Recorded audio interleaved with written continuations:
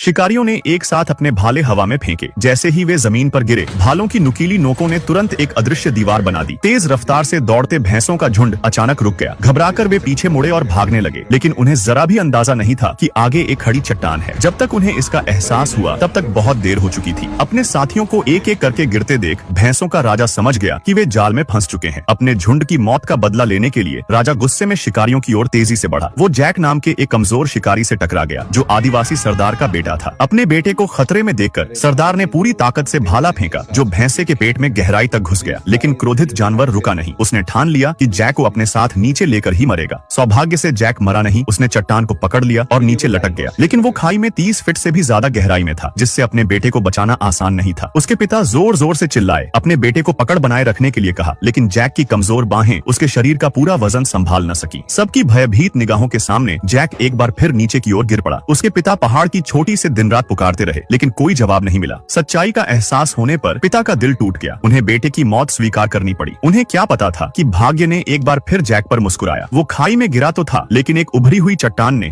उसकी जान बचा ली। सड़ते हुए मांस की गंध ने एक गिद्ध को आकर्षित किया। वो सौभक्षी जैक के शरीर पर उतरा और उसके होठों को बुरी तरह नोचने लगा। तेज दर्द ने जैक को झकझोर कर उठा दिया, लेकिन जैसे ही उसने नीचे देखा, उसके होश उड़ गए। खाई की गहराई देख उसके पास ऊपर चढ़ने की कोशिश के अलावा कोई रास्ता नहीं था। लेकिन अचानक उसका पैर फिसल गया और वो एक बार फिर हवा में जा लटका। इस बार उसके पास पैर टिकाने तक की जगह नहीं थी और केवल थकावट और मौत उसका इंतजार कर रही थी। जब सारी उम्मीदें खत्म हो गई थीं, तभी अचानक एक भीषण तूफान आया। मूसलाधार बारिश चट्टान से नीचे गिरने लगी। जैक को तुरंत बचने की उम्मीद की एक किरण दिखाई दी। जैसे जैसे पानी बढ़ता गया, उसने दांत पीसना शुरू कर दिया और आखिरी क्षण तक डटा रहा। आखिरकार जब उसकी पूरी ताकत खत्म हो गई, जैक ने अचानक हाथ छोड़ दिया।